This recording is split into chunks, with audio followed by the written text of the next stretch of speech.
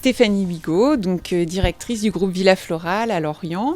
Nous avons, moi et ma sœur, parce que c'est une entreprise familiale, nous avons 5 magasins sur le bassin lorientais, 4 sur Lorient et un 5e à la Nester.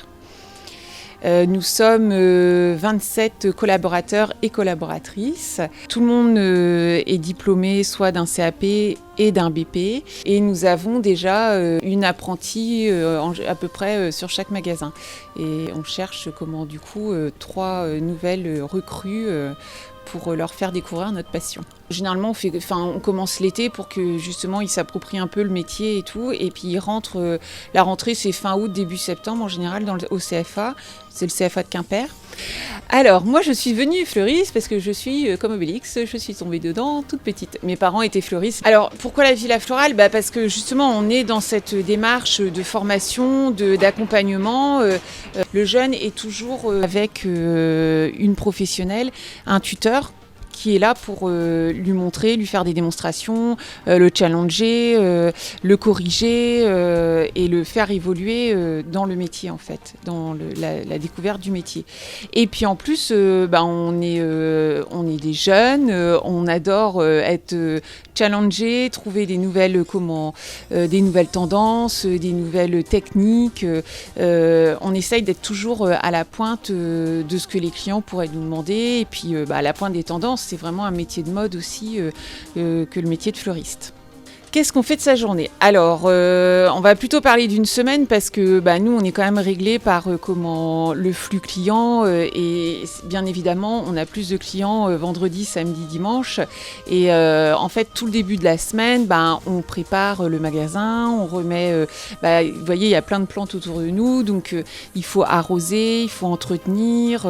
On a des arrivages de fleurs où il faut préparer pour mettre en conditionnement pour l'étalage fleurs pour que les clients aient un beau choix de fleurs et en même temps on a aussi des plages horaires, des journées qui sont dédiées à ce qu'on appelle la confection et là c'est de la pure créativité, généralement c'est ce qu'on préfère, on adore ça parce qu'on fait de la composition florale, on fait des bouquets et là c'est vraiment tout notre art qui s'exprime quoi.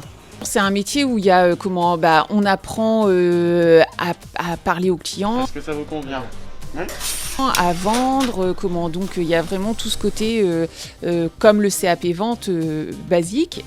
Et en plus, nous, on a toute la technique florale. Donc oui, on apprend le nom des fleurs, des plantes, on apprend l'entretien. Et puis, il y a l'autre côté technique où là, on apprend à faire les bouquets, à réaliser les compositions. Et puis, on a tout plein de sortes de compositions différentes parce que nous, on accompagne les gens tout au long de leur vie. Donc, les baptêmes, les mariages... et évidemment les décès aussi, hélas.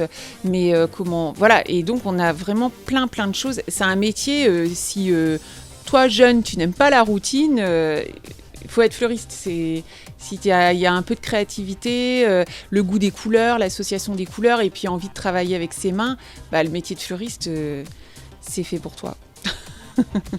Alors, le CAP, ça peut être fait en 1 an ou en 2 ans, selon si le jeune a déjà un niveau CAP. S'il a déjà un CAP, CAP, bac, puis plus tous les autres niveaux supérieurs. Donc là, c'est en 1 an. Sinon, si le jeune sort directement de 3e, c'est CAP en 2 ans. Et après, l'idéal, parce que le CAP, c'est vraiment une approche du métier, une découverte du métier, l'idéal, c'est quand même de faire un BP. Et le BP, c'est 2 ans aussi. Et donc, et nous souvent, nos apprentis, on essaye de les garder après, de les embaucher en contrat, en CDI. Nous, on est ouverte, ils peuvent venir nous rencontrer, venir nous poser des questions. Voilà, faut juste prévenir un petit peu avant, comme ça, avant qu'ils passent. Mais ils sont les bienvenus. S'ils veulent passer une journée pour voir un peu comment ça se passe, même faire un stage d'1 semaine.